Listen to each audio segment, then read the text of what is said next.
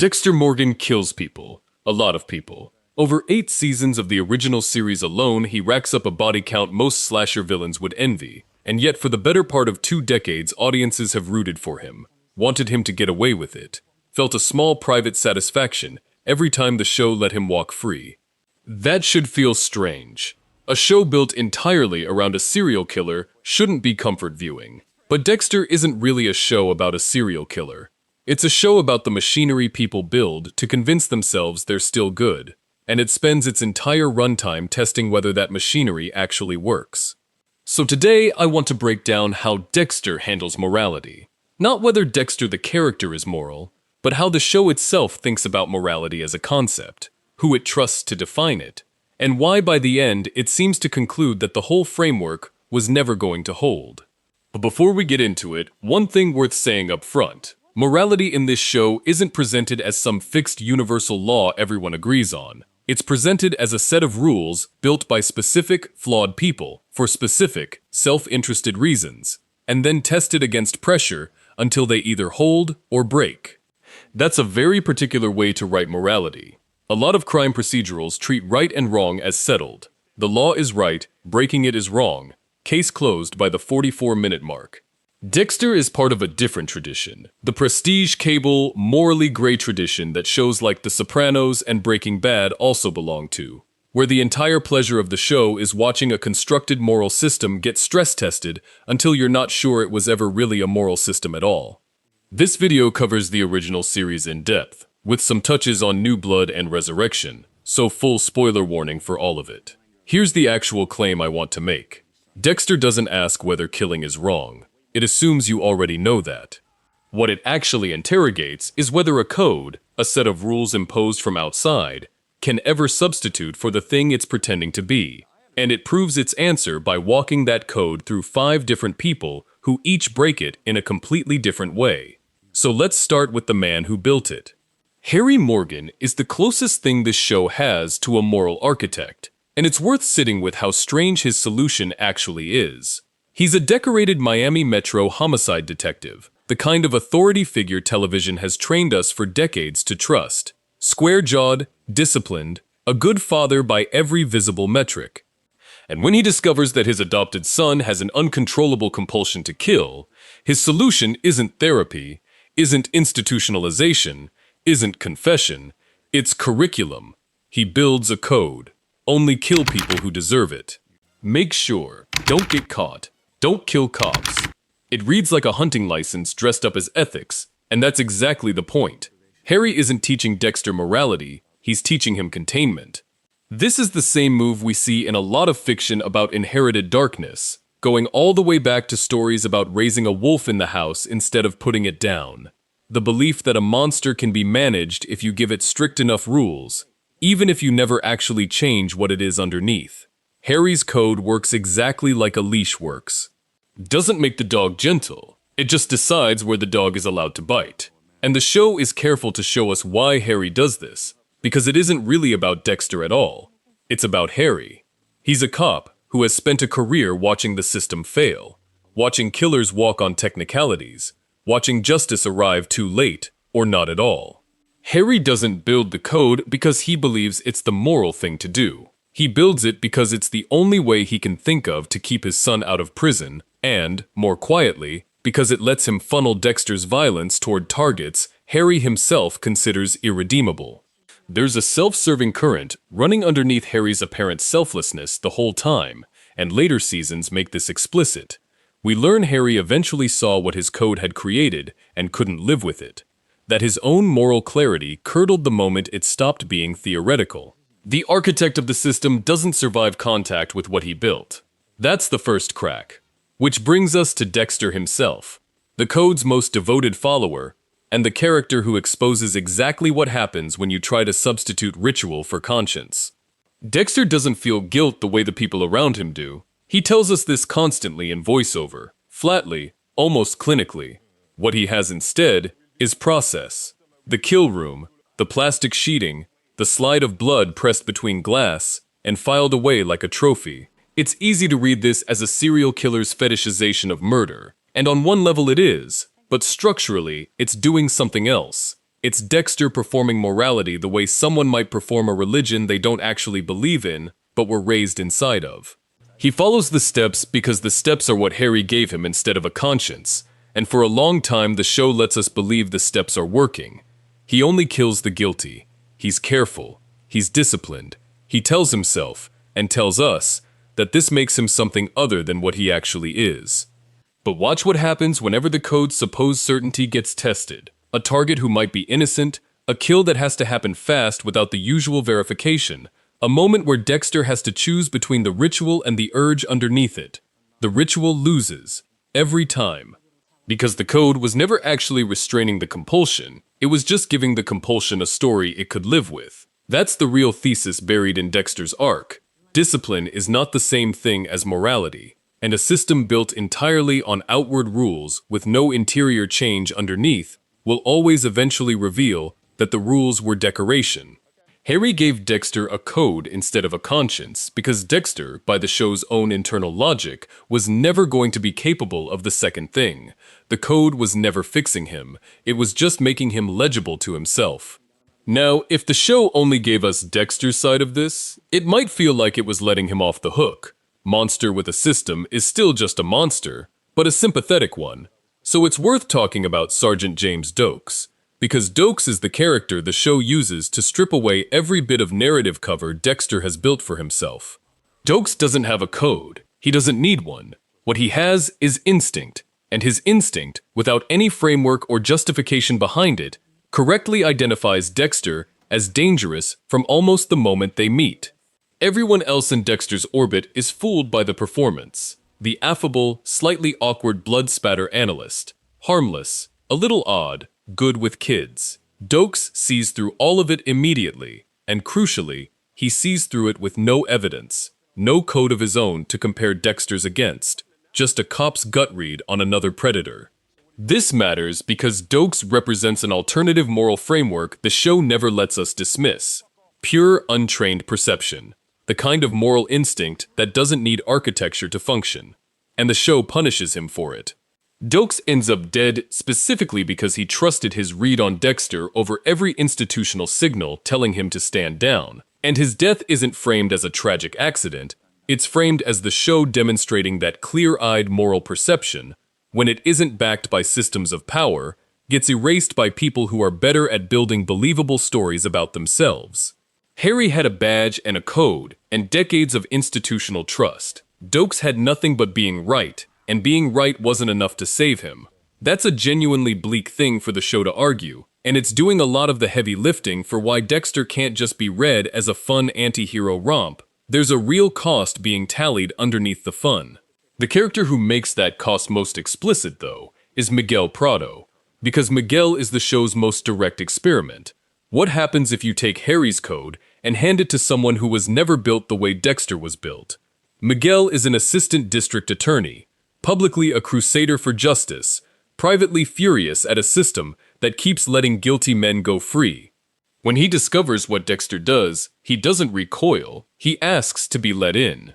And for a while, the show plays this almost like a courtship. Dexter finally has a peer, someone who understands the code, someone he doesn't have to perform normalcy for. Except Miguel breaks the code almost immediately, and the way he breaks it is the whole point. He starts killing people who are inconvenient, rather than people who are deserving. A rival, a witness, someone who crossed him personally. And this is the show's cleanest argument about what the code actually was for. It was never a moral test Dexter passed, because he was more disciplined, or more principled, than an ordinary person given the same power. Miguel proves the opposite. Someone with an ordinary conscience, given a framework that lets him rationalize violence as justice, corrodes almost instantly, because the rationalization was always doing more work than the restraint. Dexter needed the code because he had no internal check. Miguel had an internal check, and the code dissolved it anyway. That's not a flattering data point for the code. It suggests the whole system was never actually producing morality in anyone. It was just giving already dangerous impulses a permission structure, and the only variable was how much damage a given person could do once they had it. Before we get to the character who finally breaks the whole system open, it's worth pausing on Debra Morgan, because Debra is the one person in Dexter's life who represents an entirely different moral framework from either Harry's private code or Doakes' raw instinct. She represents the law as most of us actually understand it, the public, institutional, rule of evidence version of justice that the rest of this show treats as almost quaint. Debra believes in the badge. She believes that due process, however slow and imperfect, is still the mechanism that's supposed to separate a just society from a vigilante one, and for years the show lets her be right about this in a fairly conventional way. She closes cases, she gets convictions, she does the job the way the job is supposed to be done. What makes Debra essential to this argument is what happens to her once she learns the truth about her brother. She doesn't get the luxury of an abstract debate about codes versus instincts versus institutions. She has to actually choose, in real time, whether to turn Dexter in and honor the framework she's spent her whole career defending, or protect him and become complicit in exactly the kind of extrajudicial violence she's built her identity around opposing. And she chooses Dexter, every time. The show uses her unraveling, her guilt, her spiraling relationships, her eventual complete collapse, to argue something quietly devastating. That proximity to Harry's code doesn't just corrupt the people who follow it, it corrupts the people who love the people who follow it. Debra never picks up a knife. She never kills anyone, but she becomes a casualty of the code anyway, because loving Dexter means constantly choosing him over the very system she'd spent her life believing was the only legitimate check on people like him. If Doakes shows us what happens when someone outside the code correctly identifies the danger and gets erased for it, Debra shows us what happens when someone inside Dexter's life correctly identifies the danger and chooses to protect it instead. And the show is clear that this choice costs her everything just as thoroughly as it would have if she'd made the opposite one. Which is why it's worth closing on Arthur Mitchell, the Trinity Killer, because Trinity is the show's final, most devastating rebuttal to everything Harry's code claimed to be protecting. Where Dexter performs normalcy badly and knows it, Trinity performs it perfectly. A devoted husband, a present father, a respected member of his church and his community, all of it completely genuine on the surface and completely hollow underneath, concealing a ritualized killing pattern going back decades. Trinity is what Dexter is terrified of becoming, and also, in a way the show wants you to notice, what Dexter is already halfway toward. A man using the appearance of a functional family as camouflage for something that has nothing to do with love at all. The show forces the comparison directly. Dexter, at this point, has his own wife, his own child, his own version of the domestic performance Trinity has spent a lifetime perfecting. And watching Trinity operate is like watching a horrifying preview of where Dexter's own compartmentalization leads if it's allowed to run for another 20 years. Trinity's family doesn't survive contact with what he really is, and neither, eventually, does Dexter's. The code promised containment. Family was supposed to be the reward for following it, the payoff for a lifetime of discipline. Trinity is proof that the containment was always cosmetic, and the show makes Dexter pay for that lesson personally and immediately. There's a real-world frame that's useful here, and it's worth being precise about it rather than just throwing the word psychopath around the way pop culture usually does. Forensic psychology draws a meaningful distinction between someone who lacks the neurological wiring for empathy altogether, and someone who has that wiring but has learned, through trauma or conditioning, to suppress and compartmentalize it. And Dexter, as written, sits closer to the second category than the pure predator archetype the pilot wants you to initially assume. That distinction matters for how the show handles morality, because it means Dexter's arc was never really about whether a psychopath can be taught to be good. It's about whether compartmentalization, sustained long enough, can actually pass for a functioning conscience. There's a related concept worth mentioning here too: moral licensing, the well-documented psychological pattern where people who've done something they consider good give themselves permission to do something worse afterward, because the earlier good act has, in their own accounting, purchased them some slack. Dexter's entire kill ritual runs on a version of this. Every carefully verified, code-compliant kill isn't just satisfying the compulsion, it's topping up a kind of moral bank account he can draw against the next time the urge doesn't line up quite so neatly with Harry's rules. That's part of why the code was always going to fail as a permanent solution. Licensing systems like this don't hold steady over time, they inflate. The threshold for what counts as deserving keeps sliding, a little further with every season, because the account always needs replenishing, and the rules turn out to be far more negotiable than Harry ever intended them to be. The show's answer to the underlying question, delivered through Harry, through Doakes, through Miguel, through Debra, and finally through Trinity, is consistently no. Every one of these relationships is the show testing a different flavor of that same question and getting the same result back. The architect can't survive what he built.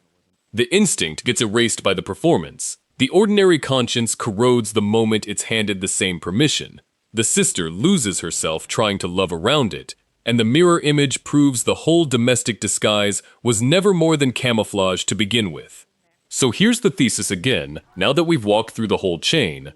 Dexter doesn't ask whether killing is wrong, because it already knows the answer, and so do we. What it actually spends 8 seasons asking is whether a code, a set of external rules, however carefully constructed, can ever do the job that an actual conscience is supposed to do. And its answer, delivered through everyone who ever touches that code, is that it can't. Harry's code doesn't redeem Dexter, it organizes him. It doesn't stop Miguel, it excuses him. It doesn't protect Doakes, it erases him as an inconvenience. It doesn't spare Debra, it just moves the cost from Dexter's ledger onto hers. And it doesn't distinguish Dexter from Trinity nearly as cleanly as Dexter wants to believe, because both of them are running the exact same trick, using the appearance of structure and family and discipline to convince the people around them, and themselves, that control is the same thing as being good. What makes this such durable writing, almost 20 years on, is that the show never actually tells you Harry was wrong to try. A kid with Dexter's compulsion left with no structure at all is a straightforwardly worse outcome for everyone, Dexter included, and the show doesn't pretend otherwise. The tragedy isn't that Harry built a leash. It's that a leash was always the ceiling of what he could offer, and everyone around Dexter, for decades, kept mistaking the leash for a cure. That question doesn't actually resolve in the original series, and it's part of why the ending remains so contested to this day. That's a whole video on its own. But it's worth noting that Resurrection is still actively picking this thread back up, putting Dexter face to face with new killers who each represent their own version of a broken code, and putting his own son Harrison through a version of the exact dilemma Harry once faced with him. Whether the show ever actually lets anyone answer this question cleanly, or whether that's the point, that it can't be answered cleanly, is something I genuinely love to hear your read on in the comments. If you're catching up before Resurrection Season 2, quick courtesy ask. Keep spoilers tagged for anyone still working through the earlier seasons. And if this kind of breakdown is something you want more of, subscribe, because there's a lot more of this franchise left to take apart.